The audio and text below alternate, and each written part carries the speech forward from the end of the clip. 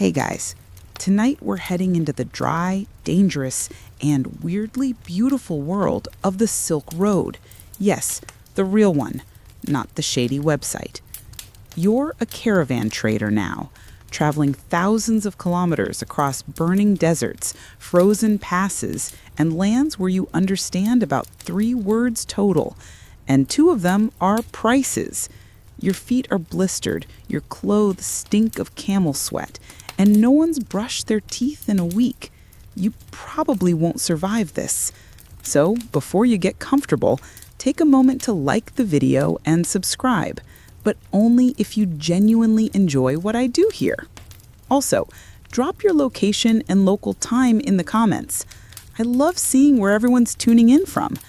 Now, dim the lights, maybe turn on a fan for that soft background hum, and let's ease into tonight's journey together.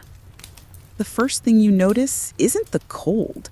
It's the taste of grit in your mouth, that same dry, sand-flavored mouthful you wake up to every single morning. You crack open one eye and see the glow of dying embers beside you. A distant camel groans like it's trapped in a bad dream, and maybe it is. You stretch under your worn wool blanket, rubbing the sleep from your eyes. The stars are still overhead, sharp and frozen, like needles pinned to the heavens. You're somewhere west of Dun Huang, probably, or east of the mountains. Geography blurs out here. The map in your mind is made more of landmarks than names, twisted trees, a cracked boulder shaped like a monkey's face, a patch of sand where nothing grows and everything stings. Your body aches in that familiar way, and the air is cold enough to bite through your robe. But you get up, because you have to. All around you, others stir. A fire crackles back to life, fed by something you'd rather not identify. Water gets poured into a dented pot and set above the flames. There's no time for ceremony. This is survival. Someone shouts something in Sogdian. Someone else answers in Persian. A few of the Turkmen boys joke in their local dialect, fast and musical. You don't understand half of it, but laughter sounds the same in any tongue. You check your camel first. She's still tethered to a stake, blinking slowly and chewing on nothing. Her name's Mira. She hates mornings, hates you slightly less, and has saved your life more than once. You stroke her muzzle and whisper the same thing you do every morning. "Don't die today, all right?" She snorts. The caravan leader is already on his feet, wrapped in layers of wool and leather. Rashid, tall, sharp-eyed, and entirely humorless before sunrise. His voice cuts through the groggy murmur of camp. "Load fast. Wind comes early today." No one argues. You start with the ropes. Every bundle must be secured tightly. Silks, medicinal herbs, spices, that box of oddly heavy scrolls someone paid too much to have delivered. You count every knot, every strap. Rope is life out here. It's the thing between you and total disaster. Last week, someone lost 2 bolts of cloth and half a sack of figs because they trusted a rookie to tie a load. The figs exploded under the sun. Bees for miles. You scarf down your breakfast. 1 round of stone-hard flatbread and a handful of dried apricots. You chew like it's a sport. Someone hands around a bowl of salty cheese balls, karut. You pop one in your mouth and nearly crack a tooth. A sip of smoky tea helps, a bit. The warmth is welcome, but the flavor tastes like someone boiled a saddle. As you work, the sky shifts. Pale blue creeps over the horizon, chasing the stars away. The desert changes color with it, going from shadowy gray to soft pink and gold. It's beautiful, but you barely notice it. You're focused. The wind is picking up. You wrap your scarf tighter. One of the junior traders stumbled up with a question about route markers. You point to a ridge in the distance. Follow that line till the sun hits your left cheek. If you're walking into it, you're lost. He nods, but you're not sure he gets it. Historians still argue whether the knowledge passed down by caravan guides like you was taught or just absorbed through years of sheer survival. You'd argue it's both. A shout goes up. The last camel is packed.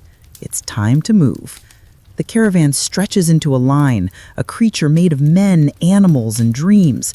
You take your usual place, 6th from the front. That's the sweet spot, far enough from the scouts to avoid the worst of the wind, close enough to the guards if something goes wrong. Your boots crunch against the sand, the rhythm syncing with the sway of the camel beside you. The bells tied to their necks jingle faintly, a sound that becomes strangely comforting over time, like a lullaby made of brass and dust. You pass a row of standing stones, markers, or graves. It's never clear. Some are carved with runes, others plain. One has a tiny pile of dried fruit at its base, an offering maybe. No one touches it. Respect is currency on this road. And there's always the stories, like the old one about the merchant who vanished near the crescent dunes because he laughed too loudly after dark. Supposedly the spirits didn't like his voice. You don't believe it, but you still keep your chuckles soft until the sun's fully up. The day stretches ahead, 30 kilometers if you're lucky. The heat will rise like a curtain. Flies will come, your pack will dig into your spine, but you keep going because every step forward is one less to go.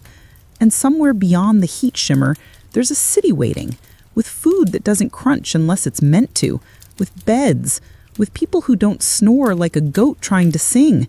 You dream of it often, but never too vividly. Dreams make you soft, and soft gets you dead. So you keep your gaze on the camel's tail ahead of you, fix your grip on your walking staff, and walk. You've done it before. You'll do it again, and if you're lucky, you'll see another sunrise. The camels are spitting again. You duck instinctually as Mira lets out a long, wet huff in the direction of a younger, wide-eyed camel beside her. It recoils, groaning like a haunted bell, and nearly trips over a saddlebag stuffed with turmeric powder. You swear softly under your breath. Another morning on the Silk Road has begun, and already it's a circus of spitting, groaning, and rope that never stays where you left it. Loading camels isn't for the faint of heart. It's a delicate dance of balance, patience, and pure brute force. You're not just stacking luggage, you're creating mobile stability. Every saddle must be set just right, the weight centered over the hump, not too high or too low. If you mess up, a camel might collapse, or worse, bolt into the desert with a fortune in silks flapping behind it like a royal banner of your incompetence. Your hands are already numb from gripping coarse rope in the early cold. You're adjusting the saddle frame, a wooden and leather contraption that creaks like your knees, when one of the younger handlers, barely 15, points to a load with a panicked look. One of the ropes has frayed, dangling like a loose tooth. You sigh. That's the third rope this week. It's always the ropes. You call over to Uncle, the oldest of the animal handlers, who's been with the caravan longer than most of you have been alive. He gives the rope a glance and shrugs. That'll hold for 5 miles, maybe 6. Replace it by noon, or kiss your spices goodbye. You replace it now. You've seen what happens when people wait. Last month, a poorly tied crate of saffron tipped over a cliff near the Palmyre foothills. That scent clung to the rocks for days. Even the goats smelled like a feast. As you tighten knots and double-check every strap, Mira nips at your elbow. Not hard, just a warning. You forgot her water this morning, and she's not subtle about it. You pass her a small skin, let her drink 3 long gulps, and then tuck the water away. Rations are tight today. The next oasis is 2 days out, assuming the route ahead is still safe. There were rumors last night about raiders prowling near the cliffs. Dark shapes seen under the crescent moon. Could have been wolves. Could have been worse. You secure the last of your goods, silk bundles wrapped in waterproof waxed cloth, a roll of blue wool from Bukhara, and a small sealed box labeled only with a red handprint. You don't ask what's inside. People who label things like that usually prefer the contents to remain a mystery. The caravan is buzzing now. 20 camels in your flock, each one burdened with up to 180 kilograms of trade goods. You see crates of spices, cinnamon, cardamom, even dried ginger, tucked carefully under saddle nets. There's a stack of porcelain plates from Chang'an wrapped in felt, marked fragile in at least 3 languages.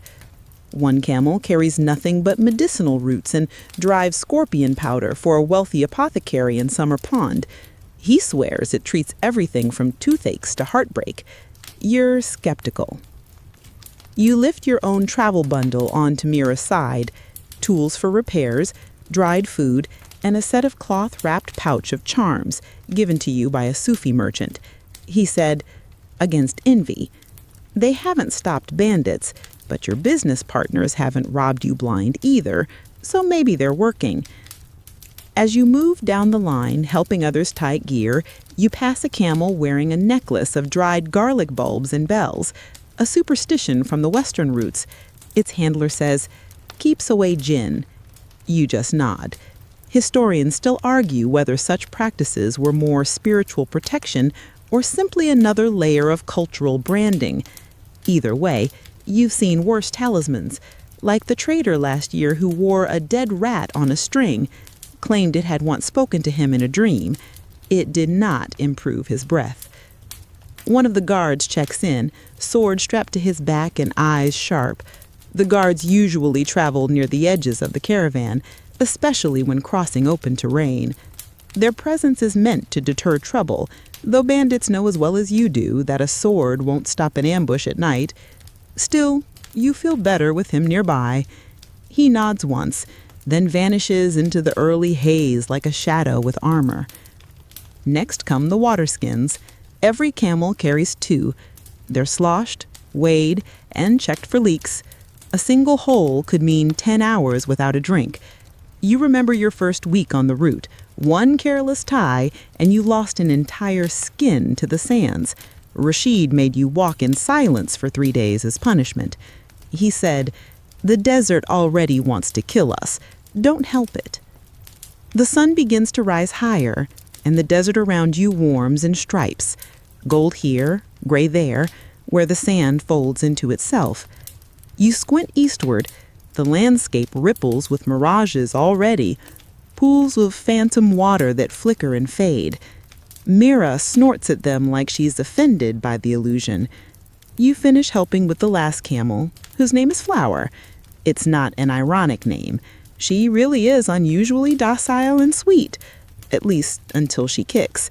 She once shattered a clay pot of raisins with one back leg twitch.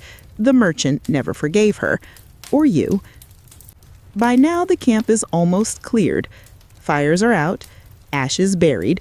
Everyone has eaten, drunk, and argued at least once. You slip your scarf up over your nose and tuck your head against the wind. It's coming faster than expected. That dry, rising wind from the west whispers of a storm somewhere ahead. You don't like the sound of it. Rashid appears beside you, as always, without a sound. You loaded, checked and double-checked. He grunts. Then we move. Tight formation. Keep your eyes sharp. And if Mira bites someone again, tell them they have my permission to bite back. You smile. I'll let her know. He strides off to bark orders elsewhere. You grab Mira's lead and take your place. 5th camel in. Always 5th. It's near the middle, away from the worst of the dust. You glance back once. The last camel rises like an ancient spirit, swaying under its burden. Then you hear it, the long, low horn. Time to march. And with that, the caravan creaks into motion. 200 feet on sand, 1,000 possibilities ahead. 30 minutes in, your legs already burn. You'd think after weeks of this routine, walking alongside a camel, dodging its tail swipes, pretending the flies don't exist, your body would adjust. But no, it's a different ache every day.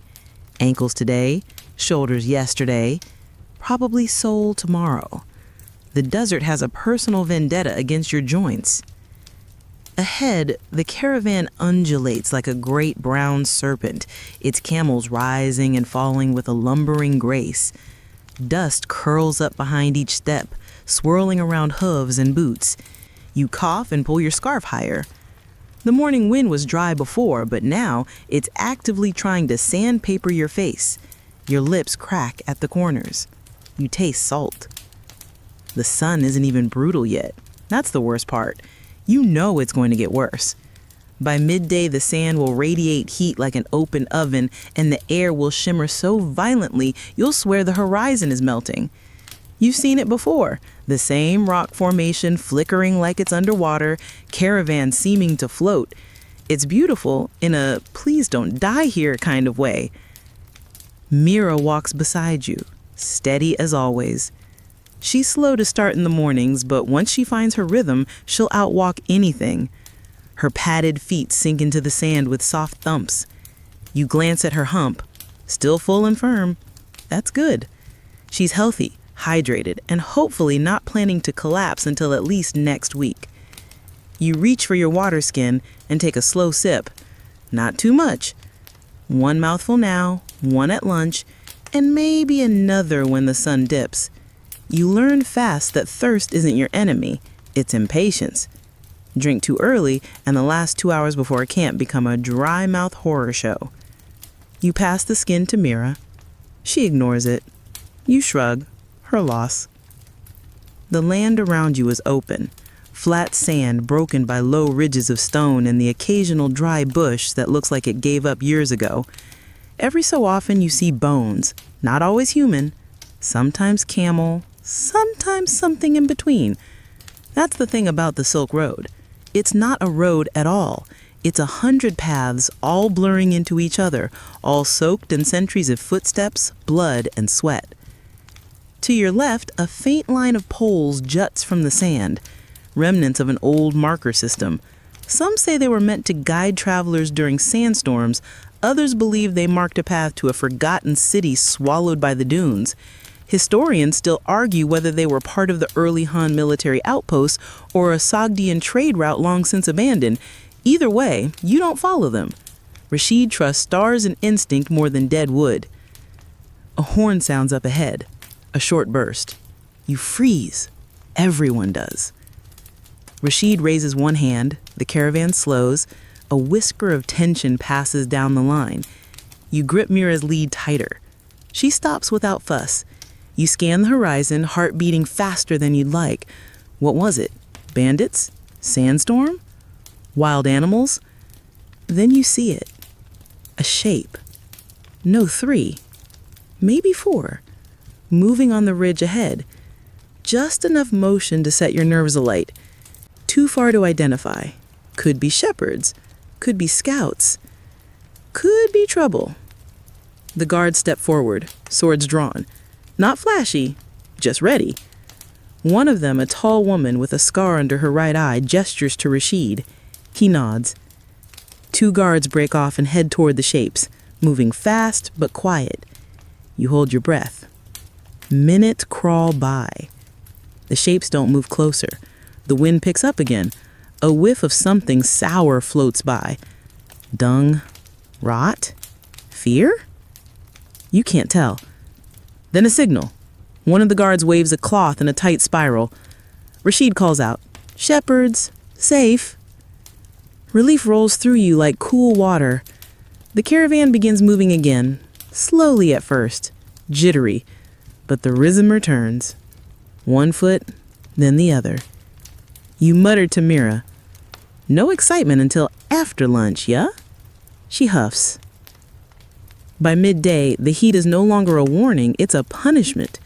Your scarf is soaked, your back's a waterfall. The soles of your feet feel like thin clay plates about to shatter.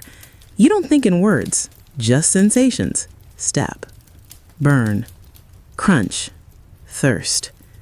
You pass by a low slope of red rock. From its base, a thin thread of green pokes up, an herb called shalgul. Uncle says it only grows near underground water. He claims chewing its leaves keeps scorpions from biting you. I tried it once. It made my tongue numb and my spit taste like old coins. I still have no idea if it works, but I pocket a few sprigs just in case. You think back to that story someone told at camp 2 nights ago. about a trader who followed a mirage and ended up walking into a pit of vipers. Said he mistook their hissing for flowing water. You laughed at the time. Now, with the sun clawing at your scalp, it doesn't seem so funny. You pass 2 other traders, old hands with sunburned cheeks and eyebrows faded to white. One's humming, the other's muttering to himself, probably calculating profits. Or just trying to stay sane. You nod. They nod. That's about all the energy anyone can spare. Around this time of day, the hallucinations start. You know they're not real, but your brain doesn't care. You see a stone shaped like a loaf of bread, a dune shaped like a merchant you once knew in Merv, a patch of shade that flickers like a doorway. You blink, shake your head, and keep going. You finally spot it, your lifeline. A lone tree, twisted and stunted, but real. And beside it, the low-stacked stones of the midday rest stop, a half shelter built into the land, likely by some traveler a century ago. You know the type. A few stone walls just high enough to sit behind, catch your breath, and pretend you're indoors. The caravan halts. Groans echo. Packs are dropped, camels snort in relief, and everyone flops down like sacks of barley. You pull off your sandals, flex your toes, and wince. Blisters. Always more blisters. Uncle flops beside you, peeling a date from his pouch. You smell like you lost a bet. You grin. That bad? He says, worse. Then he hands you the date. You chew slowly, savoring with sugar. It's a little gritty from sand. Everything is. But it's sweet. And right now, that's enough. You lean back against Mira, who sits chewing her cud peacefully, and let the heat bake your bones. There are still miles to go before sunset. But for this one moment, you let yourself pretend you're already somewhere cooler, softer, quieter. You close your eyes and breathe. Something's wrong. It starts with a flicker in your peripheral vision, a shimmer, like heat off a cooking pot. But it's not where it should be. It's up, not crawling along the sand, but dancing above the ridge like a ghost trying to disguise itself as sunlight. You blink, rub your eyes, still there. Then Mira growls. Well, not quite a growl. Camels don't growl. It's more of a rumbling groan from somewhere deep in her throat, and it usually means one of 3 things. She's hungry, she's annoyed, or she senses trouble. Today, it's not food. You stand slowly, reaching for your walking staff. The rest of the caravan hasn't noticed yet. Too busy repacking after the midday break, adjusting gear, scratching bug bites, or pretending they're not regretting every life choice that led to this exact moment in the middle of nowhere. You glance back toward Rashid. He's scanning the horizon too now, hand over his brow. His expression doesn't change, but you've seen him long enough to recognize the set of his jaw. Something is definitely wrong. Then come the shapes. 4 of them. No, 5. Moving along the distant dunes like they were born from the dust. Not fast, but with purpose. You feel your stomach tighten. It's that same feeling you had outside Balk last year, just before that masked rider tried to lift an entire silk bundle off your camel with the hooked staff. You nudge Mira, and she stands, annoyed. Around you, others begin to rise. The guards are already in motion. Blades drawn, low voices, sharp gestures. One of them, the tall woman with a scar under her eye, locks eyes with you. "Stay close," she says. You nod. Now, the desert feels different. The wind, which was hot but lazy an hour ago, suddenly feels like it's listening. Every gust carries grit and tension. You squint at the figures. They're mounted. Light riders. No banners, no trade packs. They move too clean, too narrow. Bandits, probably. Or worse, desperate nomads hoping to trade steel for supplies. Historians still argue whether the Turkic clans in these regions were more merchant or marauder, But out here, intentions don't matter, only actions. The lead rider lifts something, not a weapon, a white cloth. A signal? Rashid doesn't relax. Bluff, he says under his breath. Keep the line tight. The caravan compresses, like an animal bracing for a blow. You feel Mira tense beneath your hand. She shifts, grinding sand with her hooves. You whisper nonsense to her to stay calm. Just don't run, girl. Not unless I do. The riders stop, 200 paces away, watching. Then they turn.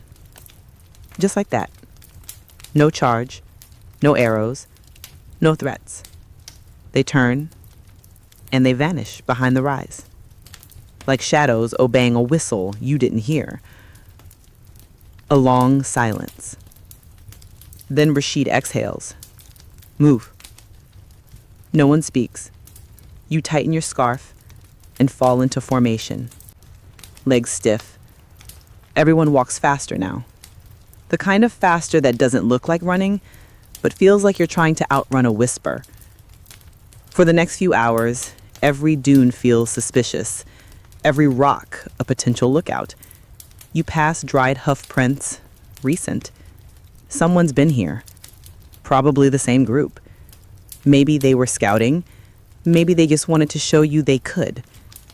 You keep one hand near your knife the whole way. It's a pathetic thing. Short, dull, more useful for cutting rope than defending your life. But it's what you've got. The guards rotate positions more frequently now. The lead scout even doubles back, an unusual move unless they're worried about someone following. You notice small signs of preparation too. Coin pouches hidden deeper under robes, children moved toward the center of the formation, and Uncle Hacky handing out dried cactus pods that burn fast and hot, just in case you need to set up smoke signals. Eventually, the sun begins to lower, its orange glow painting the desert like spilled copper. The wind changes again. Cooler now, but not kind. It carries something dry, acrid, not fire, yet just tension, still hanging like a curtain you haven't pushed through. You keep walking, and then you hear it. Not shouts, not hooves. Laughter. It's coming from ahead, just beyond the rocky bend. You tense until you see them. A group of fellow travelers, already camped for the night. Maybe 10 people, seated around a fire, one of them strumming a stringed instrument out of tune. They wave when they see you, and the mood shifts instantly. Not enemies, not ghosts, just humans, also tired, also stinking, also relieved to not be alone. The two caravans agree to share the site. It's a small basin protected on 3 sides by crumbling rock walls. Someone, maybe centuries ago, stacked flat stones into windbreaks here. Now, they shelter you too. You help unpack, lay down your bedroll, check Mira's feet. Small cracks, but she's fine. You give her half a date and a gentle pat. She deserves it. Dinner is quick, a mash of lentils and old cheese, stirred with cumin and memory. You chew slowly while listening to the other traders swap stories. One man swears he saw a flying monkey south of Herat. Another claims he bought a jade cup that sings when you pour hot wine into it. You've heard better lies. You've told better ones. Then someone mentions the riders. The camp goes quiet. One of the guards from the other group leans forward. You think they'll come back? Rashid's answer is flat. If they were going to attack, they would have. But maybe they're waiting. The man says. Rashid doesn't answer. Someone tosses more wood on the fire. Sparks rise. Conversations turn softer. People start to stretch out. You unroll your blanket, tuck your pack under your head, and sigh. The stars are just starting to appear, pale and cold. You stare at them. You think about the riders. You think about how some people don't come back from this road. Not because they die, but because they stay. Something about the desert eats them. Or maybe frees them. You shift closer to Mira. She's already asleep, legs tucked under, making little throat noises like she's dreaming about sweet water. You close your eyes. The sand is still warm beneath you. And even though the night carries the echo of unseen riders, you let yourself drift. Just for now. You wake up chewing. Not food, air. Your jaw's moving like it's still processing last night's lentil mash, but your mouth is dry as the dune under your cheek. Somewhere between dream and dust, you drooled onto your own hand and woke yourself up. Again. Mira gives you a side-eye, then snorts like you're the one ruining her sleep. It's morning, barely. Pale gray light filters into the camp. Someone's already stoking a fire with dry roots. The smoke curls blue and lazy. The caravan stirs with familiar groans and quiet curses. You stretch, wince, and dig yesterday's flatbread from your bag. It's the shape of a saddle and the texture of a roof tile. You bite down. It tastes like effort. And dust. Everything tastes like dust. Breakfast is exactly what you expect. Bread, a few almonds, and a piece of dried karut, the rock-hard cheese ball every nomad swears is good for you. You suck on it like candy, trying not to break a tooth. It tastes sour, salty, and vaguely alive. Still better than that time someone shared fermented camel's milk. You were dizzy for 2 days and cried during a conversation with a rock. The rock wasn't sympathetic. Around you, the rest of the crew eats in silence. There's something sacred about these early moments, when the fire's crackling, the air's still cool, and everyone's too tired to argue. Even Uncle is quiet, grinding what's left of his beans into a thick paste for tea. Someone passes around a jar of something pickled. You don't ask what. Then come the smells. Not food, them. The camels. One by one, they stretch, grunt, and relieve themselves with the grace of very old, very smelly royalty. You hear Mira before you see her. She's making that special noise again, half yawn, half complaint. You offer her a handful of dried dates. She takes 2, spits one out. Camels are picky in ways that defy logic. As the caravan preps for the next leg, you double-check your supplies. Water? Low, but enough for the morning. Rope? Still holding. Your stomach? Not so much. It groans like a haunted lute. Too much karut, not enough dreams of stew. And yet, there's something comforting in the routine. You eat what you can, you stretch your back, you tie your robe tighter, you hoist your gear, pat Mira's flank, and step into line. The sun climbs higher and the heat follows. You fall into that familiar rhythm again. Step, crunch, sway. The morning passes with silence broken only by camel bills and the occasional shout from a guard. The terrain is harder now. Small hills rise and fall, scattered with stones sharp enough to slice a sandal in half. You eat lunch while walking. It's a luxury, really. Cold flatbread wrapped around dried meat. Could be lamb. Could be goat.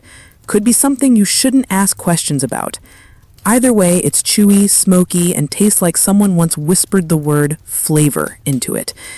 The trader walking next to you shares a pinch of spices from his pouch, cumin, and something citrusy. You sprinkle it into your bread wrap. Instantly better. You nod your thanks, too busy chewing to speak. He just grins and walks on. That's the kind of friendship the Silk Road breeds. No names, just nods, shared food, and maybe help when a pack animal collapses or a sandstorm blinds the world.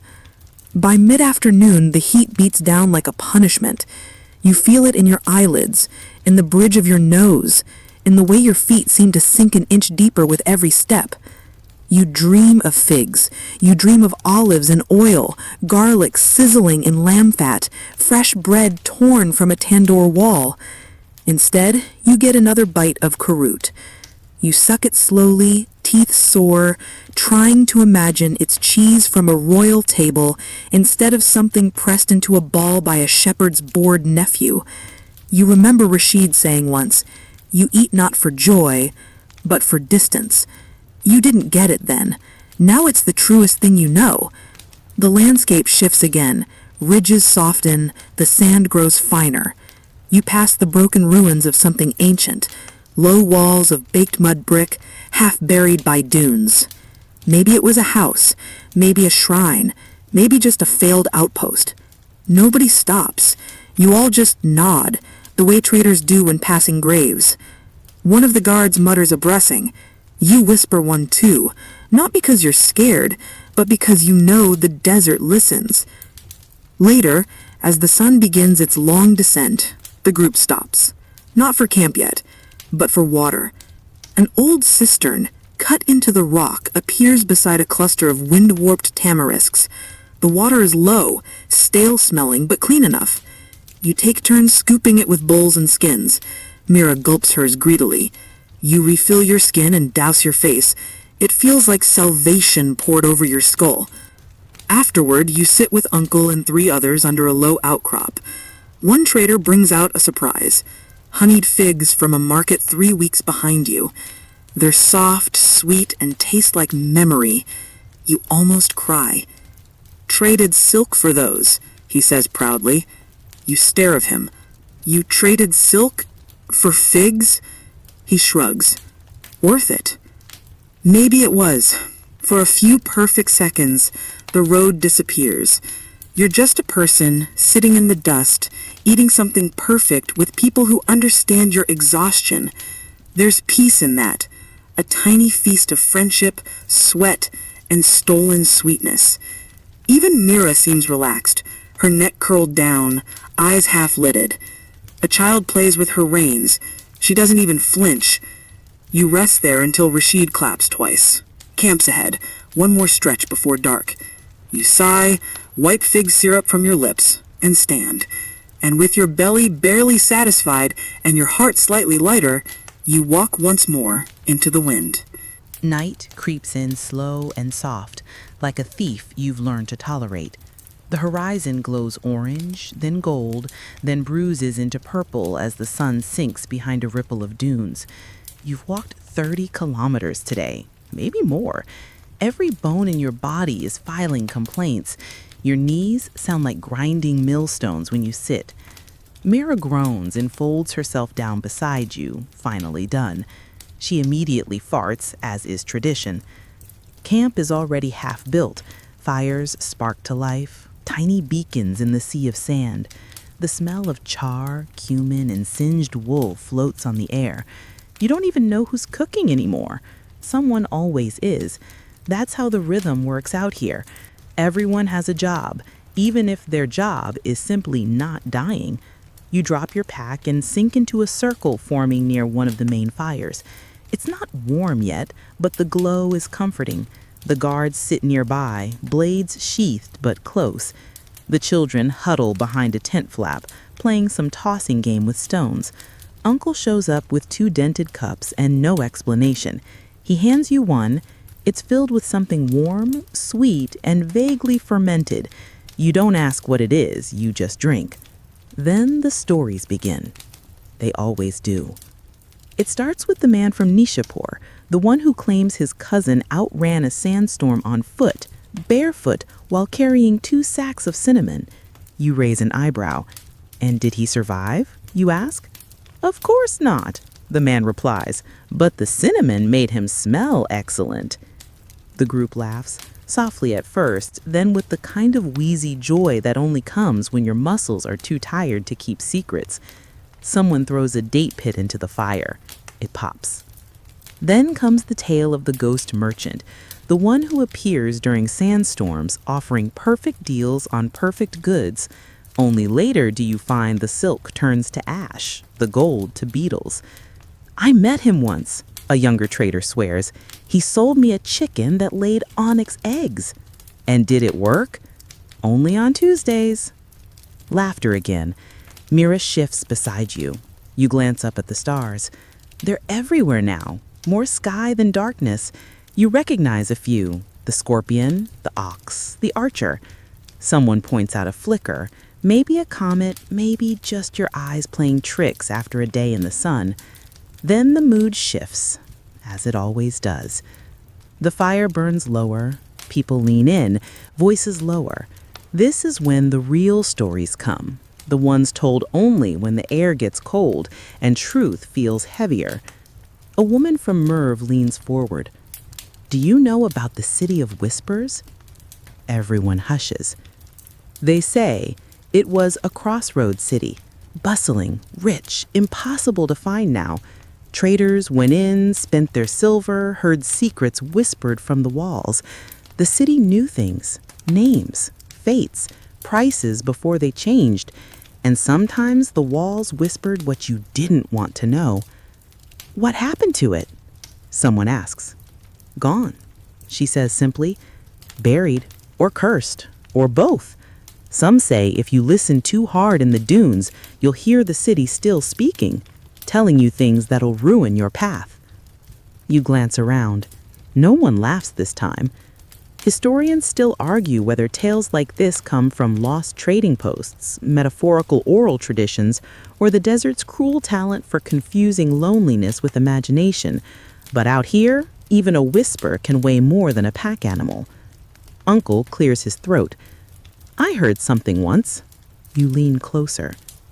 We were crossing the Lop Desert, dry as bone. No wind, no sound.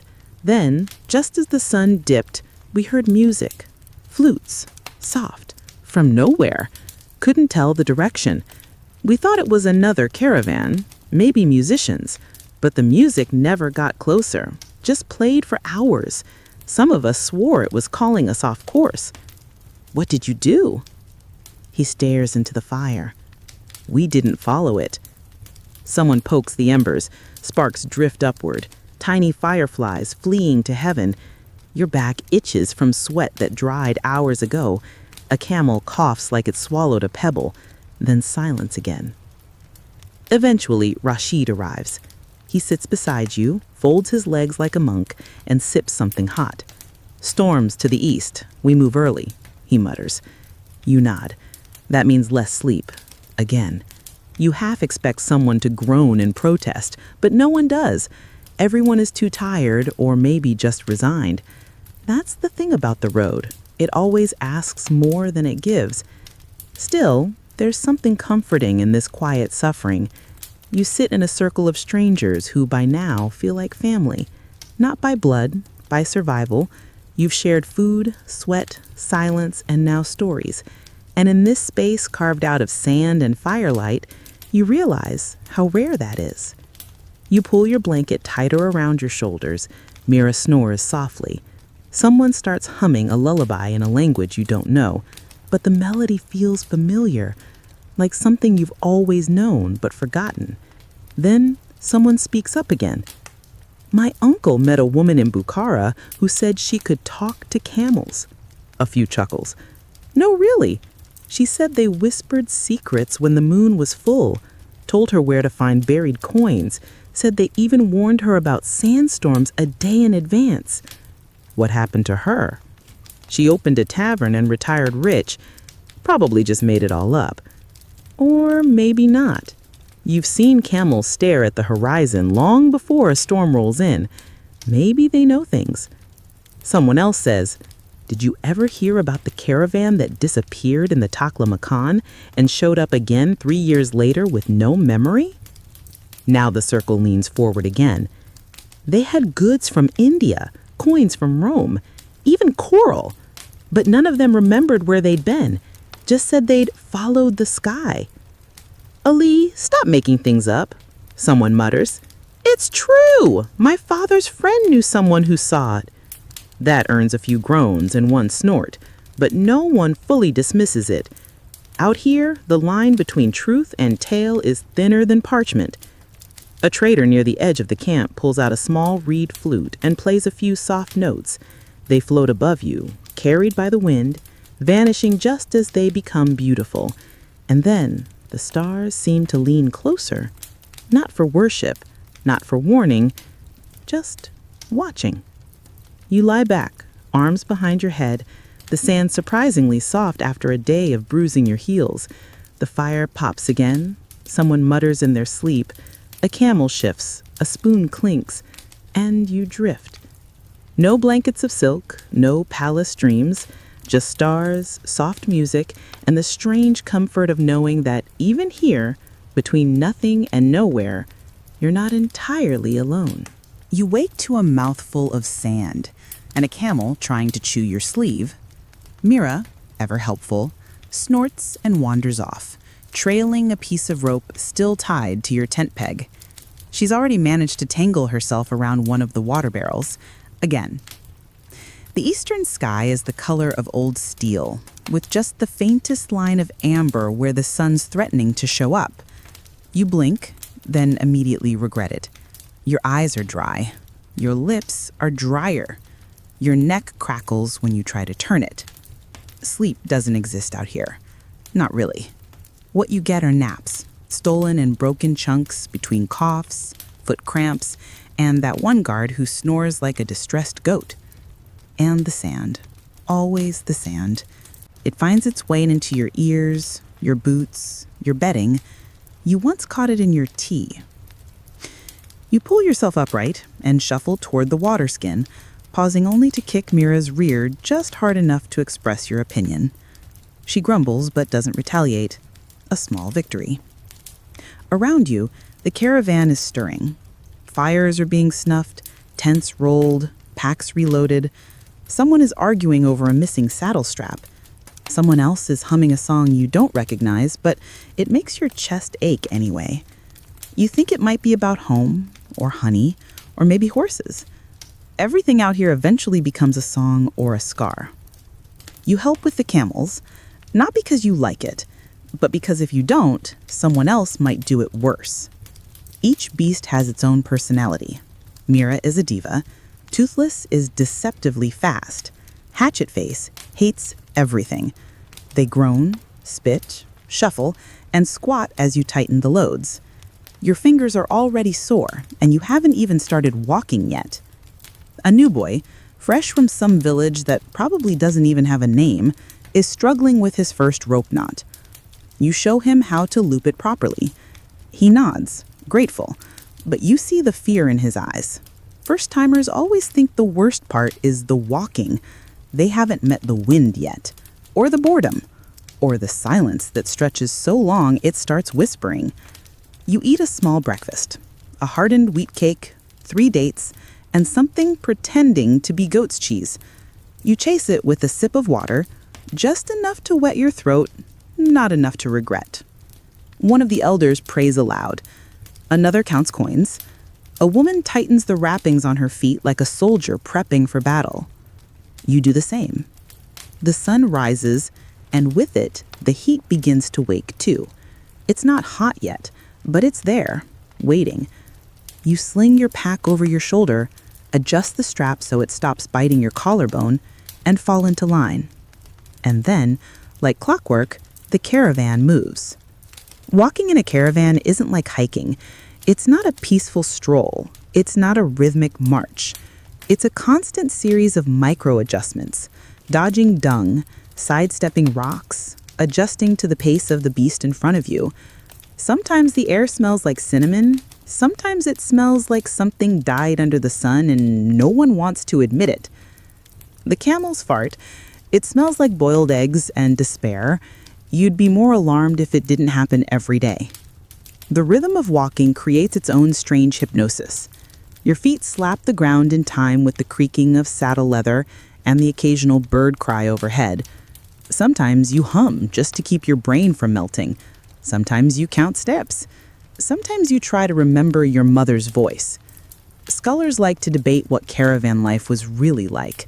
They read merchant records, tax slips, and personal letters, trying to reconstruct the feel of the road. But they'll never quite get it. They'll never know what it's like to walk 20 kilometers with one sandal strap broken, a stomachache from spoiled figs, and the creeping suspicion that you packed too much and brought too little. Around midday, the first foot blisters begin to whimper. Your left ankle sends little warning zaps with each step. You ignore it. Everyone does. You've all learned that complaining just makes your throat drier. Suddenly, the caravan stops. You crane your neck. There's movement ahead. A rider approaches, fast, dust trailing like a ghost behind him. The guards shift. Hands go to hilts. Then recognition. The rider is one of yours, sent ahead to scout water. He returns with news. A shallow spring, a half-day west, mostly clean, not yet fouled by birds or bandits. The relief that sweeps through the caravan is immediate, but quiet. There's no cheering, just subtle nods, a loosening of shoulders. You'll make it through another day. The wind picks up. Not strong, just insistent. It sneaks into your ears, into the folds of your robes, bringing with it grit so fine it feels like flour. You tighten your scarf and press on. You remember something one of the old traders said. The Silk Road doesn't punish you all at once. It robs you grain by grain. You laughed at the time. You don't anymore. Still, there are moments, tiny ones, that make the day bearable. Like when a child walking beside her mother starts humming a melody that makes 3 camels sway in rhythm, or when you spot a single wildflower pushing up from cracked earth, defiantly purple. And then there's the moment you stop for rest, only a few minutes, but it feels like eternity.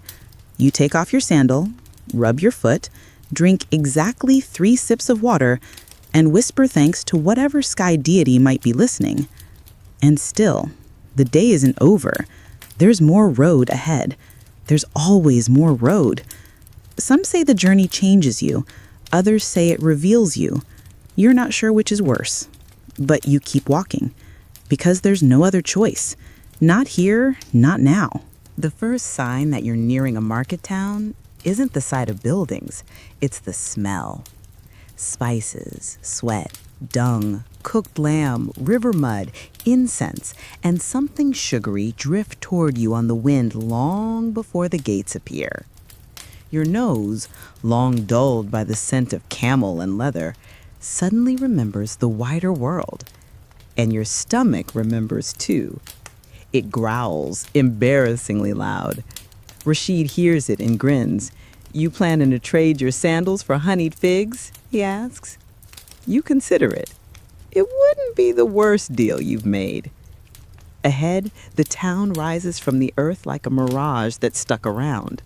Low stone walls, minarets, thatched roofs, and bright fabrics waving from wooden beams. A crowd already forming near the entrance.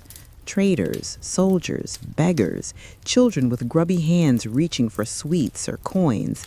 And of course, taxmen. Always taxmen. You reach the checkpoint.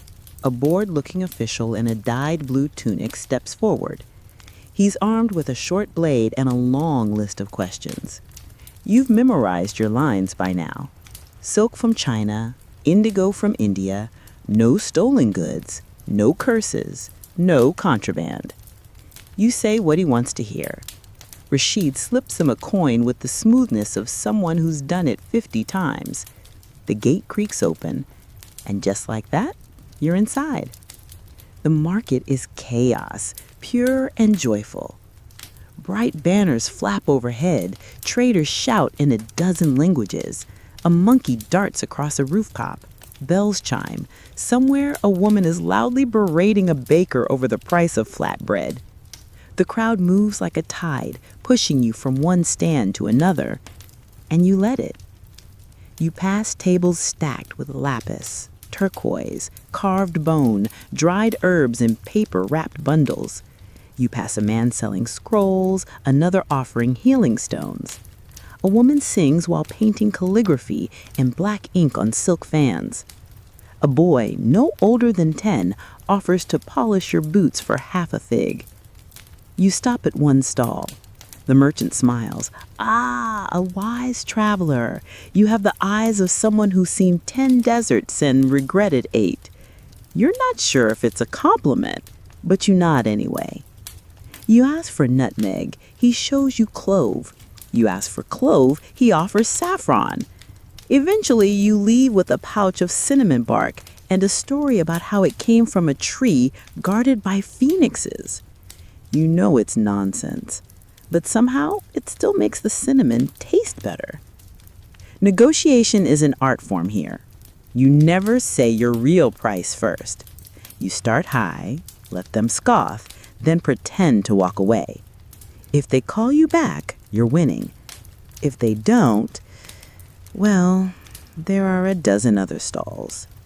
You swap souk for coin, coin for dried fruit for ointment to treat camel sores. It's all a dance, and you've learned the steps. Mostly. Still, mistakes happen, like when you almost knock over a jug filled with rose oil, or when you misunderstand a hand gesture and nearly agree to marry the daughter of a leather merchant. She wasn't thrilled either. Historians still argue whether these markets were primarily economic hubs or centers for cultural diffusion. You think they're both, and neither. More than anything, they're places where people remember how to be people, where you hear laughter, where someone touches your arm just to tell you that your scarf is beautiful. You pause near a fountain. The water is cold, miraculously clean. You splash your face, rub your neck, feel the dust swirl down the drain, and for the first time in days, you feel almost human. That illusion lasts until Mira sneezes directly onto your back. Later, the caravan regroups in the town square. Your leader, old Bassan, who smells like clove and despair, goes over the ledgers. Everyone checks their packs. You do a silent head count. One trader is missing. He's probably at the bathhouse, someone says. Or the tavern, says another. Or in jail, adds a third. You shrug, give him a day, he'll surface. They always do, or don't. The road doesn't promise anything, least of all consistency. You find a quiet spot under a fig tree and sit down to eat. A woman nearby is roasting skewers over a small charcoal flame. You buy two, mostly because the smell is making you lightheaded. The meat is spiced, tender, slightly charred. You close your eyes while you chew, letting yourself believe, just for a moment, that you live here, that you're not going to walk another 400 kilometers next week. Beside you, a group of musicians begins to play. A stringed instrument hums, a flute joins, a drum follows like a heartbeat. You tap your foot without realizing. There's a kind of magic in this. Not the kind with curses or talking camels, just the ordinary, forgotten kind. The kind you find in crowds, in colors, in the way people nod and smile and barter like the world's not on fire. A boy with bright eyes runs past, trailing a kite made from woven paper. It flutters behind him, barely holding together. But it flies. You catch yourself smiling. Then you remember, tomorrow, you pack up and leave again.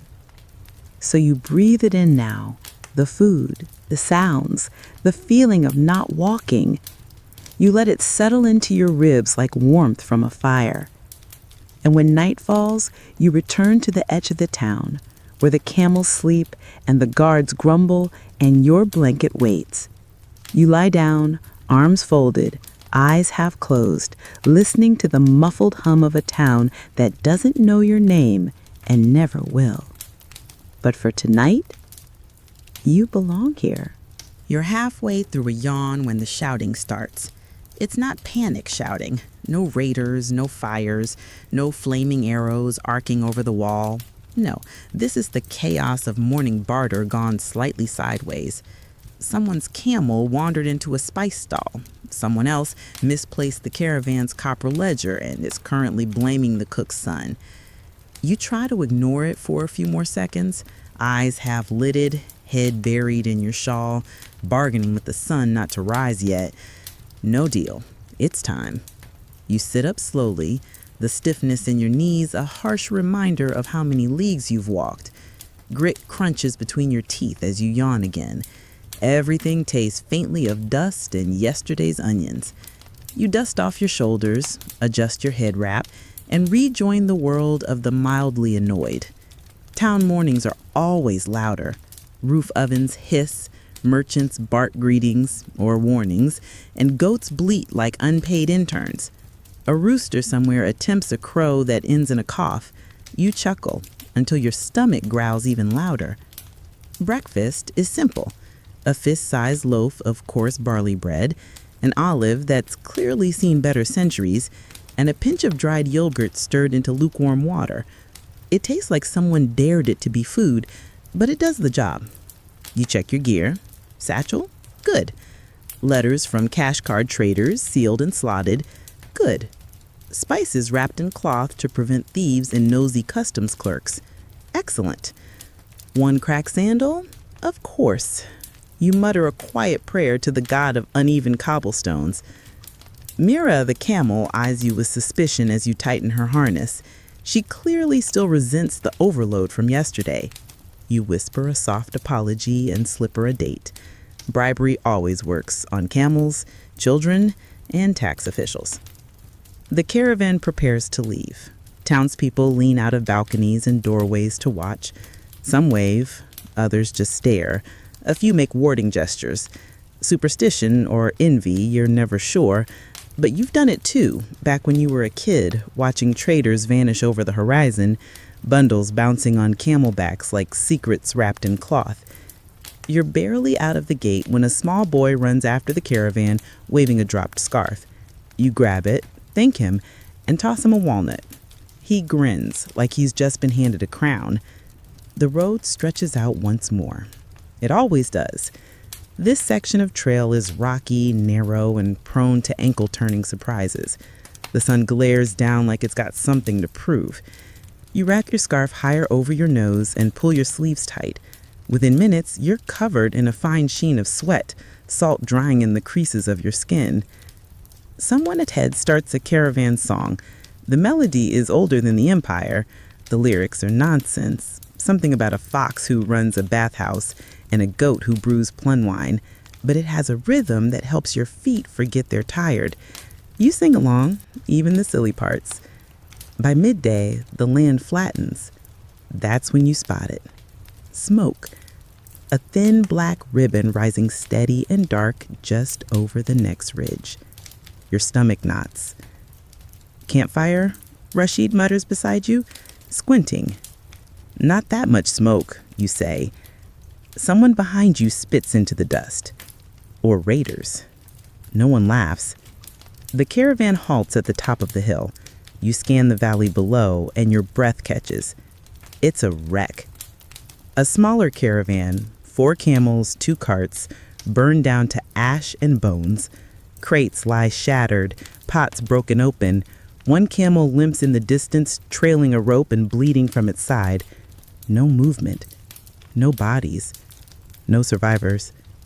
Everyone is silent. The only sound is the dry wind and the faint hiss of something still smoldering. You dismount. The ash clings to your boots. The air smells like regret and charred spices. You kneel beside a broken wheel, run your fingers along the cracked wood. Raiders? Someone whispers. Probably, says Dallin, one of the guards, pointing to boot prints leading away into the scrub. 5 or 6 men, not long gone. Or survivors, you murmur. Historians still argue whether Silk Road banditry was constant or episodic. Some point to imperial records of fortified posts and guarded passings. Others insist that countless unrecorded attacks, like this, suggest a darker truth. No one knows. You find a broken charm in the dirt, a crescent-shaped pendant carved from bone. You pocket it without thinking. A reminder, a talisman, maybe both. There's nothing to salvage. Even the dates are burned. You say a quiet word over the ruins and drop a pebble in the ashes, a habit you picked up from an old Zoroastrian trader. A stone for the nameless, he used to say. You walk on. The wind shifts, hurling grit against your cheeks. Your lips crack. Your hands sting. Mira groans behind you. You pat her shoulder. We're all grumpy today. That's when your foot catches. You stumble hard, landing on your side with a grunt. Rashid helps you up. What did I trip on? You mutter. You look down. There, half buried in the sand, is a carved stone slab. Weather-worn, faded, but unmistakable. A waypost. symbols of the Han Dynasty scratched across the top. You kneel and brush it clean. Zhang Qiang's route, Rashid reads aloud. Your throat tightens. Zhang Qiang, the emissary sent west over 1,000 years ago, captured by Xiongnu, escaped through frozen mountains, crossed into unknown lands, all to find horses and allies. He never imagined his path would become the most famous trade artery in human history. You place your palm on the stone. It's worn from the sun. For a moment, the centuries collapse. You see him, alone in foreign valleys, scribbling in his journal, eating dried yak meat. You see his courage and you feel it, just a little, settle into your bones. You don't speak of it aloud, but when the caravan starts again, your steps feel steadier. That night you camp beside a dry riverbed. No fires, no stories, just quiet. Even the camels seem subdued. You lie on your back, staring at stars that have looked down on thousands of traders like you, some who made it home, some who didn't. And tomorrow, you'll walk on, because the road never stops, and neither do you. You arrive late, your caravan creaking and groaning as it sneaks through the thick, arched gate of the caravanserai, like a wounded beast crawling into its den. The walls around you are enormous, sun-baked brick and stone, thick enough to keep out the desert wind, the biting cold, and most importantly, thieves. Your boots echo against the packed dirt of the courtyard. Even the camels seem relieved, their long faces tilting up at the smell of water and hay. This is the kind of place traders daydream about when trudging through open sand. A full-size, 2-level caravanserai. Guard towers. Private rooms if you're rich. You're not. Thick-walled stables. A central fire pit. A soup kitchen. Merchants from everywhere. Maybe a few pickpockets too, but that's part of the charm. Compared to the desert, it's paradise with fleas. You pat Mira's neck, your most loyal camel, and she finally grunts, satisfied. You head to the stable and offload her gear, muscles aching as you unbuckle the straps, lift the bundles of silk, dried fruit, resin, and dyed wool. The stable boy, maybe 12 years old and wearing more dust than clothing, gives you a toothy grin and holds out a hand. You give him a fig and a wink. He shrugs, satisfied. You've learned to pay in fruit before coin. Less risk of getting stabbed later. Inside the central courtyard, voices rise like smoke. Dozens of languages mingle. Persian, Turkic, Arabic, Chinese, Sogdian, Greek, and others you can't place. Traders shout, laugh, whisper, and haggle. The air smells of sweat, mutton stew, burnt fat, sandalwood incense, and a hint of something suspiciously like goat dung. You're home. For the night, anyway. You settle your things into an open alcove, just stone floor and a straw mat, but there's a wall at your back, and that's luxury. The guards here are semi-reputable, which means you'll probably wake up with both kidneys. Probably. Dinner is already bubbling in the large communal pot. Lentils, garlic, the occasional meat scrap. You spoon it into a clay bowl and sit cross-legged, back against the wall. It's hot, salty, and tastes like survival. Next to you, a pair of traders from Bukhara argue over whether the new Mongol trade taxes are a good thing. Keeps out the amateurs, one says. Chokes small caravans, the other counters. You nod vaguely, pretending to care. You're too busy counting the coins in your pouch with your elbow. A scholar sits near the fire, nose buried in scrolls. He's copying a medical text from India, and between ink strokes he mutters to himself in Greek. You ask him what it's about. He says, worms, flatly. You nod politely and eat faster. A merchant from Nishapur shows off a handful of emeralds hidden in a twist of cloth. He says, real. His assistant mutters, cursed. You make a note not to buy jewelry from him. In one corner, a storyteller performs only with his voice and a wooden flute. He spins a tale of a boy who traveled from Xi'an to Byzantium on foot, carrying a single glass bottle filled with air from home. No one asks why. You just listen. Historians still argue whether caravanserais were built more for safety or for empire. Some say they were logistical nodes, part of a grand network. Others believe they were cultural incubators, where ideas brewed faster than spices. Maybe they were both. Sitting here watching a Syrian and a Tamil woman trade poems while sharing almonds, it feels like truth is somewhere in between. You step into the bazaar section. It's a half-moon layout of stalls pressed into the outer wall. Candles flicker in glass lanterns. One vendor sells rose water and indigo.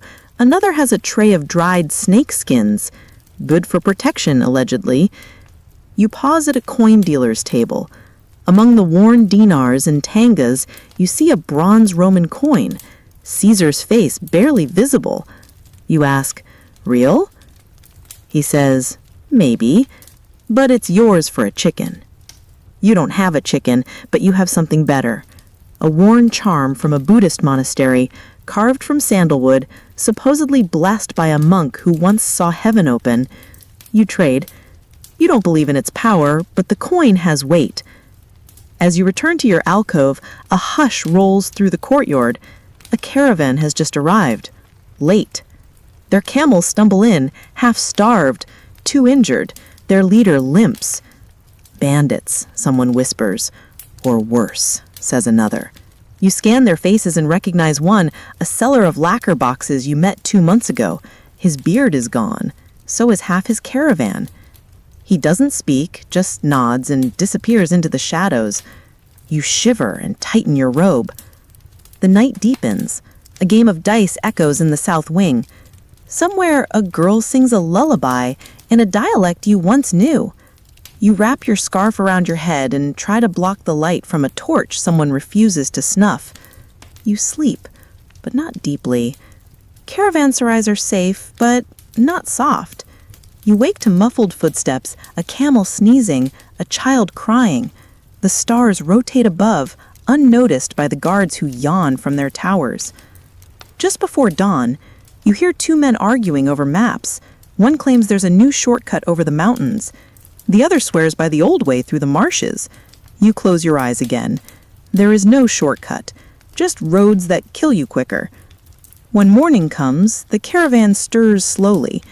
Mira snorts beside your mat, nudging you like a tired mother waking her child. You stretch, groan, and sip cold water from a leather flask. Before leaving, you pass the storyteller again. He hands you a scrap of parchment. He says, "For later." It reads, "The road does not change. You do." You tuck it into your satchel. You haven't even made it an hour past the gates before your left boot starts to rub. Again. The edge of the leather is raw from yesterday's march, and now a blister is bubbling under your heel like a tiny, painful volcano.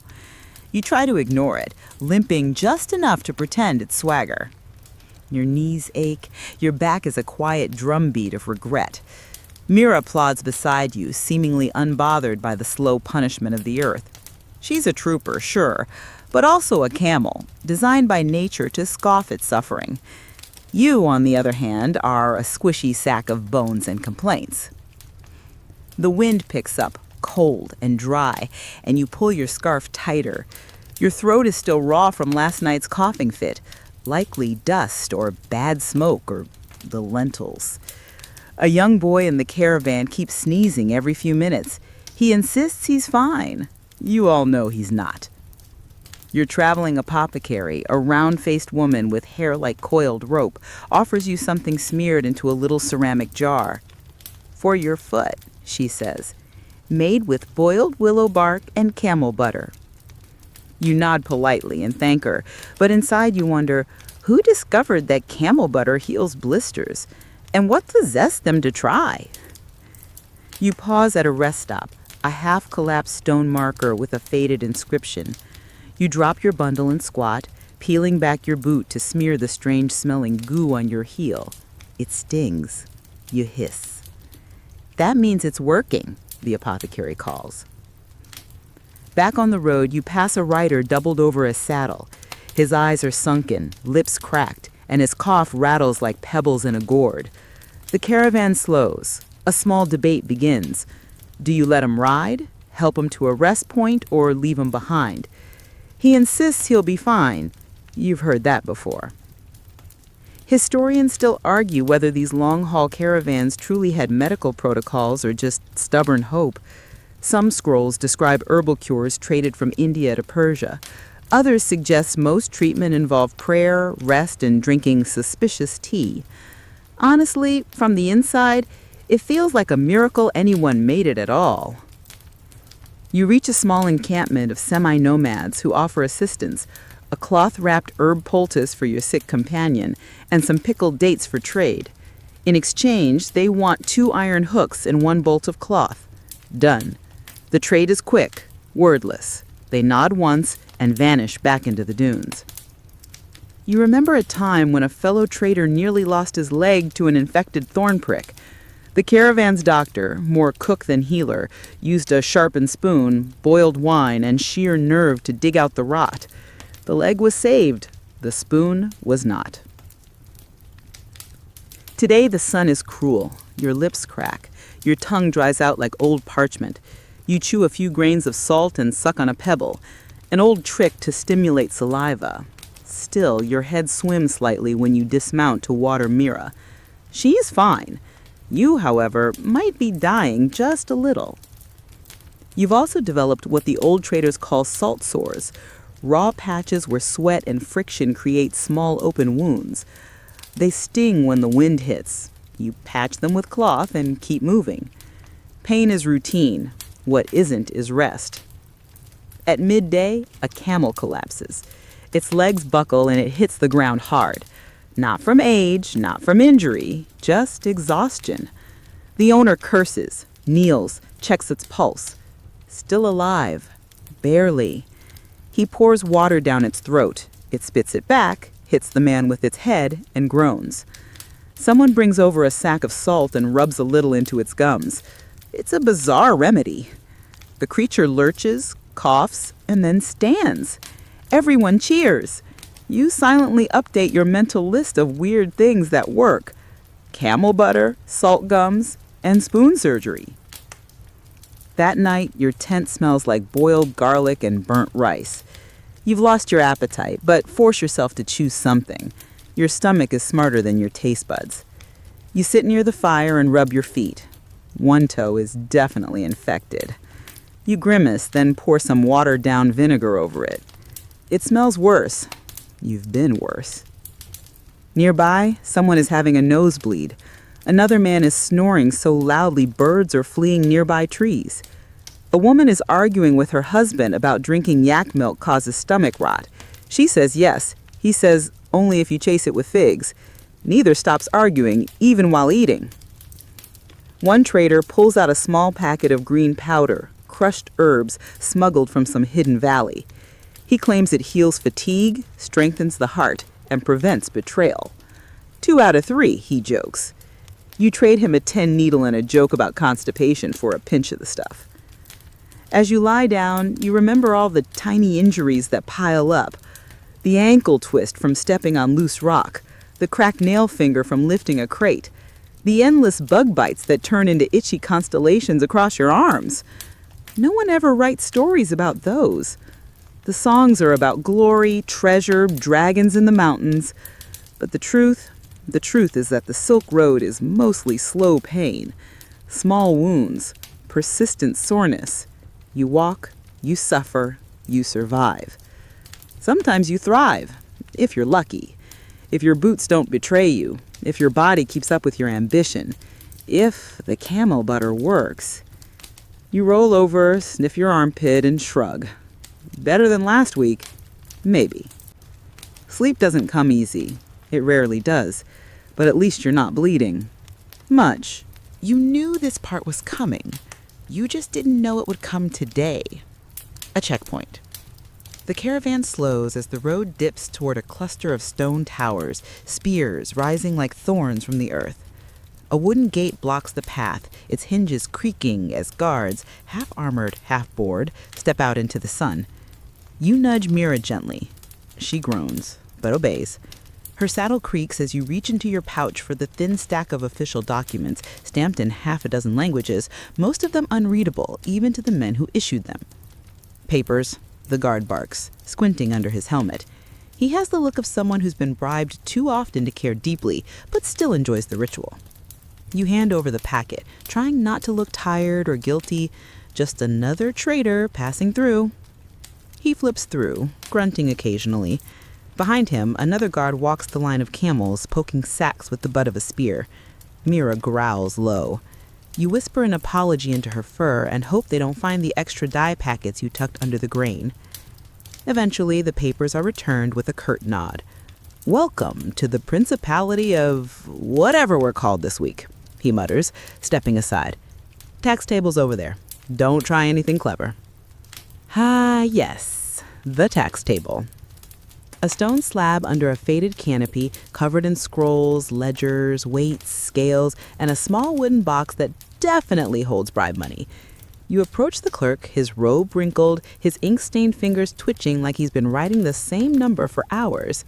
He looks up with the sourest face you've seen since that spoilt date you bit last week. "Declare your goods," he drones. You list them slowly, exaggerating the damage and downplaying the value. Faded silk, cracked pottery, low-quality resins. Mostly rubbish, really. He doesn't laugh. Instead, he scribbles something and then starts weighing your bundles. Every sack is lifted, every thread inspected. You do the math in your head. You're about to lose a full quarter of your profit. Again. You hand over coin, biting your cheek, as the clerk carefully, so slowly, drops each one into the box. This covers passage and inspection. Oh, and don't forget the river crossing fee. There is no river. He raises an eyebrow. There might be. Historians still debate whether these checkpoint systems were efficient governance or legalized robbery. Some inscriptions described fixed toll rates and fair inspections. Others, like the graffiti you once saw scratched onto a border post, simply read, "Lie, pay, move." You whisper something unprintable and leave the table with a lighter pouch. Just past the checkpoint, a boy waves you down. "Special permit, half price today." You raise your eyebrow. He winks. It's clearly fake.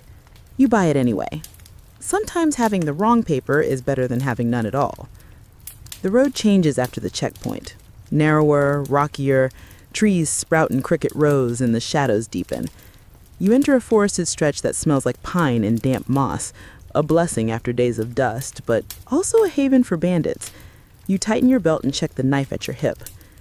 Later, you pass a carved stone post bearing the crest of a local warlord, a new one, judging by the fresh paint and the pile of broken shields at its base. You pause to offer a silent, sarcastic prayer. May his taxes be low and his soldiers lazy. A few hours later, your caravan is halted again, this time by mounted riders in lacquered armor. No insignias, no explanation, just raised hands and hard stares. One of them rides up to your group. "Tribute," he says, blunt as a cudgel. "For safe passage." "What kind of tribute?" asks your caravan leader. He shrugs. "What have you got?" Negotiations begin. Tense. Quiet. You end up sacrificing a bag of cinnamon and a small silver mirror. The riders take them, nod, and vanish into the trees without a word. Not thieves, not soldiers. Something in between. You don't ask questions. You sigh and move on, thinking of all the tiny fiefdoms carved into this continent like bruises on old skin. Every town, every road fork, another lord with a sword and a need for your coin. You wonder if there's a place where the only border is the horizon. Near nightfall, you finally reach a village that offers shelter, for a price. It's run by a merchant's guild, more organized than the scattered warlords. You pay the guest fee and sleep in a shared room above a spice shop. The walls are thin, the mattress is straw, but there's a lock on the door and the soup doesn't kill you. In the morning, you attend a brief tax briefing given by a local scribe with a wheeze. He explains new import tariffs, strange export bans, and a recently passed law forbidding the transport of fermented goat milk. No one knows why. As you pack up, a man in fine robes approaches. His fingers are stained with henna, his turban neatly folded. He says, "I represent the Council of Eastern Trade. You have a license, yes?" You hesitate. He smiles. Of course you do. Just checking. He disappears as quickly as he arrived. You never find out if he was official or just someone who enjoys terrifying traders for sport. Before leaving, you scribble a quick note into your travel ledger. Checkpoint, 7 coins lost, 2 jars smashed, 1 bribe, 1 new shortcut rumor. Moral, never argue with a tax collector. As you mount Mira and rejoin the line, you wonder what the next checkpoint will cost. Hopefully just money. Hopefully not your patience. Or your dignity. You're running low on both. But the road keeps going, and so do you. You count and recount the coins again, squatting low beside your battered saddlebag, the coarse wind blowing grit into your already stinging eyes. The copper clinks sound different today, duller somehow, like even the money is tired of this life. You run your thumb over a silver tanka worn smooth by too many exchanges, too many places, too many prayers whispered into palms before trades that went south. The numbers don't lie, but you kind of wish they would. Your ledger, a flimsy parchment with edges curled like dried fruit, insists you should have 12 gold dinars, 33 silver coins, and 2 handfuls of coppers. What you actually have is significantly less. You sigh and scratch at your scalp, wondering if some tiny desert imp has been pilfering your satchel while you sleep.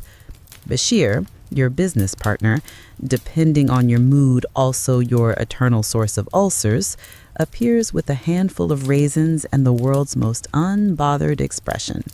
"Let me guess," he says, popping one into his mouth. "Math is misbehaving again?" You hold up the pouch. He winces. "Ha bad ha." "You tell me," you say, dumping the contents onto a sun-bleached piece of fabric to sort, again, by color, by weight, by type, and, if it helps, by sheer disappointment. While you sort, Bashir regales you with his newest misadventure. He apparently reinvested a portion of your pooled profits into a venture involving a fast horse and a reliable courier in bulk. You stop counting. Blink. "You bet half our profits on a horse race in another country?" "Technically a different city," he says, "but yes." You're not sure whether to hit him or hit yourself for trusting him. "What happens if we lose?" "Then," he says brightly, "we learn a valuable lesson and maybe become poets." You groan. Historians still argue whether most Silk Road partnerships were built on trust, desperation, or sheer inertia. Some scrolls describe sealed contracts, witnesses, and oaths over sacred stones. Others describe what you and Bashir have: a shared canteen, a tent, and mutual blackmail material. Back to the math. You pull out every trade chit, tax stamp, and scribbled receipt. You recount, you consult the stars, you consult the camel. You arrive at a conclusion. You are still broke.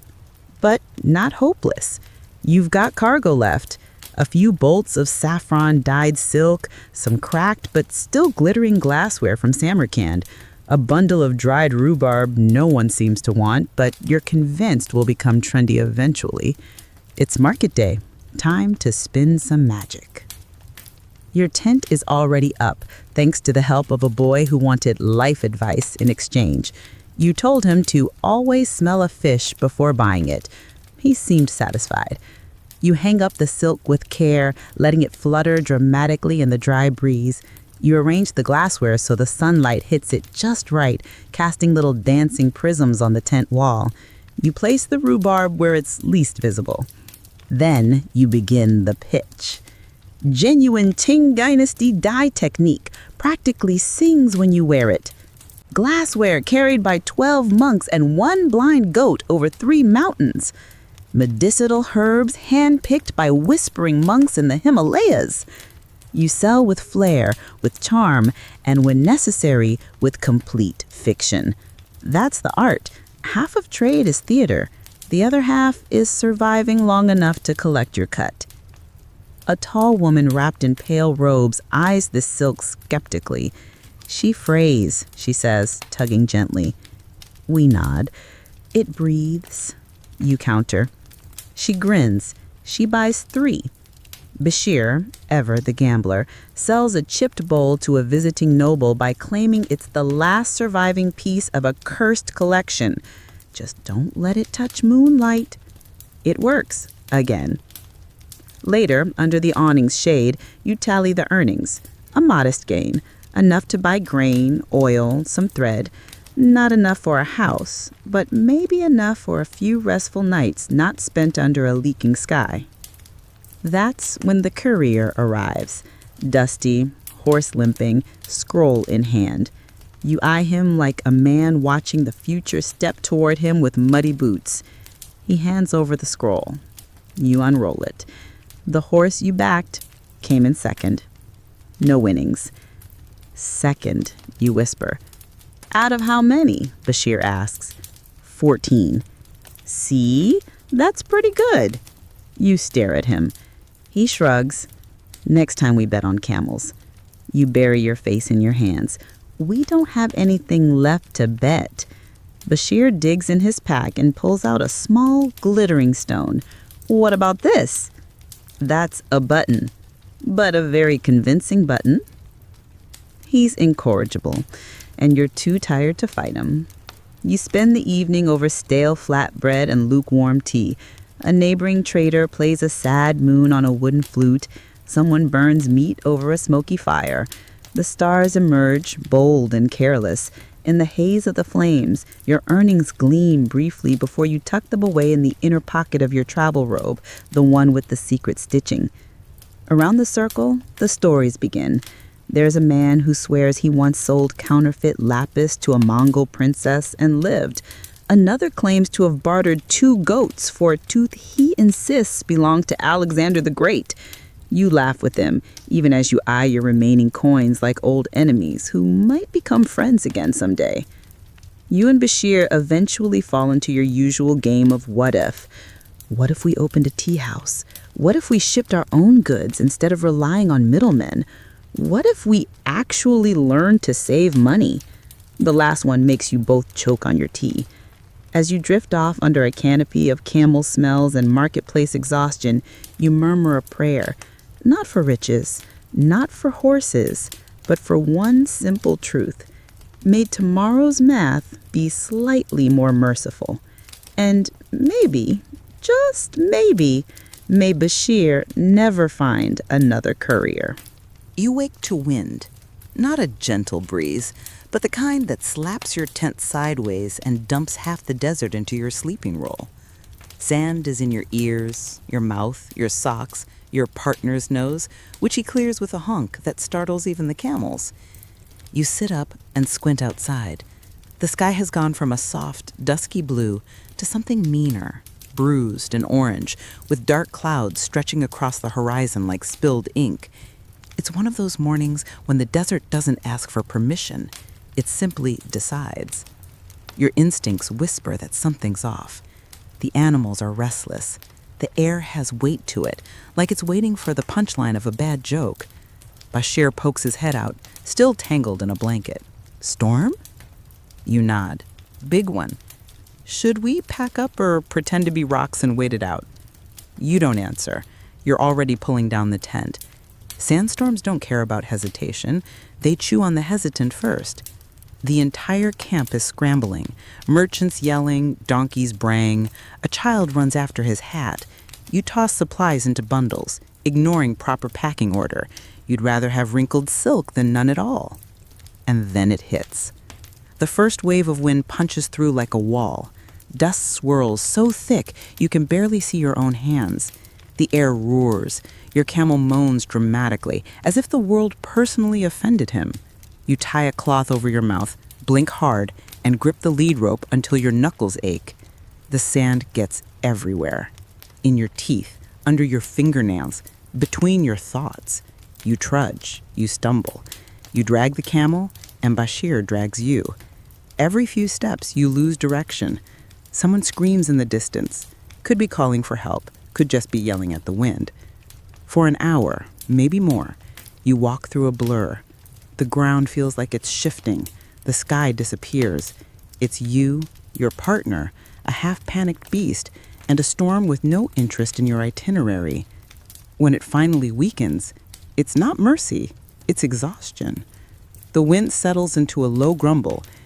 You collapse behind a stunted bush and check your belongings. Your silk is torn. One water flask is missing. Your best sandal has vanished, possibly starting a new life on its own. You're down to one good shoe, 2 sore legs, and 3 reasons to quit. You keep going anyway, because traders don't stop for weather. If they did, there'd be no Silk Road, just silk sitting in closets.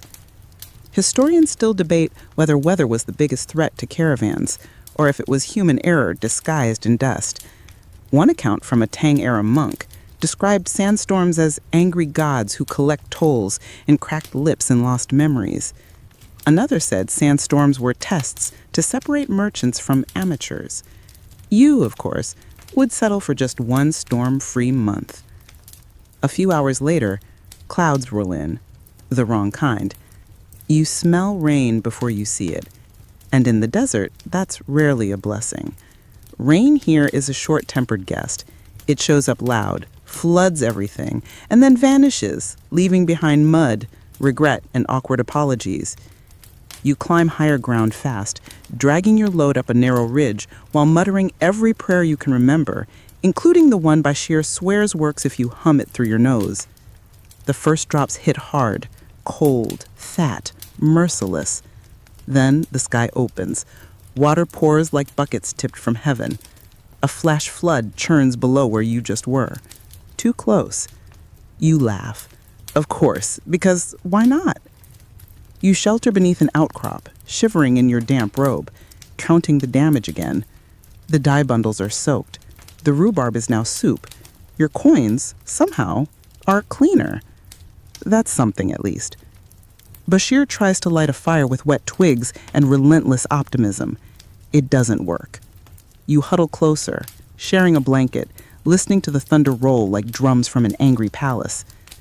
When it ends, it doesn't feel like peace. It feels like permission. You step into the mud, shoes squelting. Your camel gives you a look that clearly says, "I told you this route was cursed." You press on. By afternoon, the sun returns as if nothing happened. The ground steams. The insects sing. You're dry again, outside at least. And then the snow begins. You think it's a joke, tiny flakes falling gently onto the dunes. But the elevation's changed, and so has your luck. The pass you must cross touches the edge of a low mountain range. Here, at the wrong time, the weather doesn't obey the rules. It doesn't care that it's not winter. It doesn't care that you're already soaked and sore. Snow collects and folds a fabric, weighing everything down.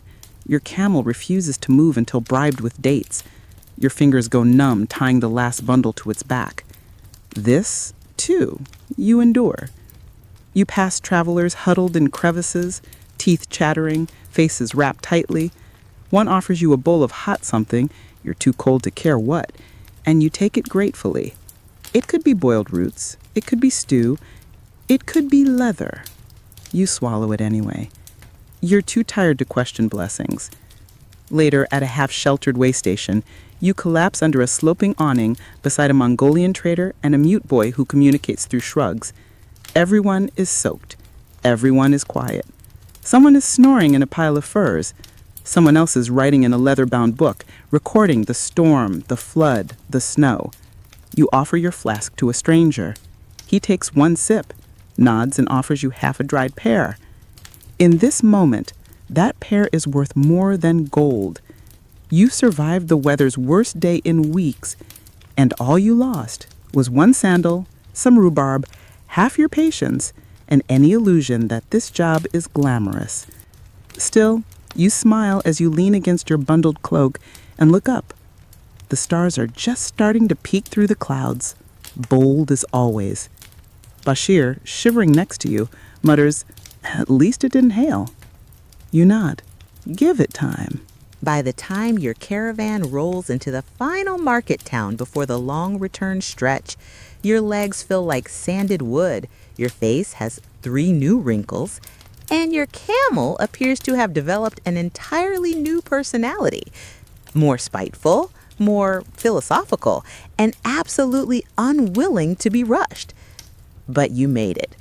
The gates of the city yawn open ahead of you, flanked by sandstone towers etched with ancient prayers and import taxes. You step through them like a champion of inconvenience, one boot squelching flightly with every step. A gift from the flood, of course. The city is alive. Every inch of the central bazaar pulses with motion. Women arguing over the price of turmeric, boys darting between donkeys with trays of flatbread, merchants holding up everything from brass trinkets to live birds while shouting prices like auctioneers on a sugar rush. You don't even get 2 steps in before a man with exactly 7 teeth tries to sell you a Macedonian miracle tonic. You nod politely and promise to return, which is Silk Road for absolutely not, but bless your optimism. First stop is a bathhouse, always. You hand over a coin and step into a marble-walled world of steam, scrubbing, and small talk in 7 languages. You've never been so happy to see soap. You emerge clean, sore, and wearing your least offensive robe. Bashir insists on a headscarf for mystery, which only makes you look like a merchant with secrets and sunburn. Then it's off to secure a stall. You find a corner spot, not prime real estate, but good foot traffic. You arrange what's left of your wares, the dried herbs now mercifully solid again, the mostly intact glassware, the silk that somehow survives storm, flood, snow, and Bashir's handling. You make sales. Good ones.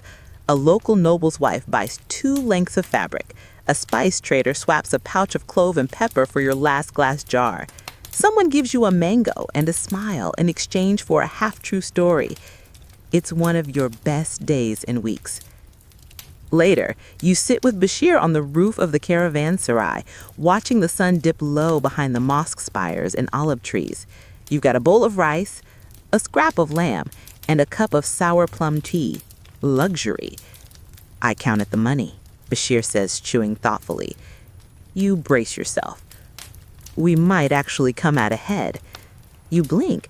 How? Remember that chipped bowl I sold to the noble? Turns out he's a collector of accursed artifacts. He paid triple. You laugh, loud, full, surprised. You lucky lunatic. He shrugs. Sometimes you just have to lie creatively.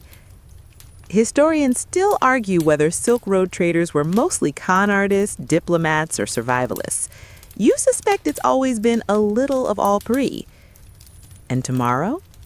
Tomorrow, you head back through the same sands, the same cracked valleys, the same stony passes that try to eat your feet one blister at a time. You'll start early, whisper goodbye to this market town, and disappear into the same ribbon of dust and wind you came from. Because that's what traders do. Not for riches, though those are nice. Not even for glory, which is usually fictional. But for the rhythm, the movement, the strange peace that comes from knowing the road, the risks, the rituals. You'll chase markets. You'll dodge storms. You'll argue with camels and haggle with monks. You'll collect stories, smells, sunburnt, and maybe, just maybe, a profit. And one day, you'll stop. Not today. Not yet. Tonight, the stars blink above like old friends.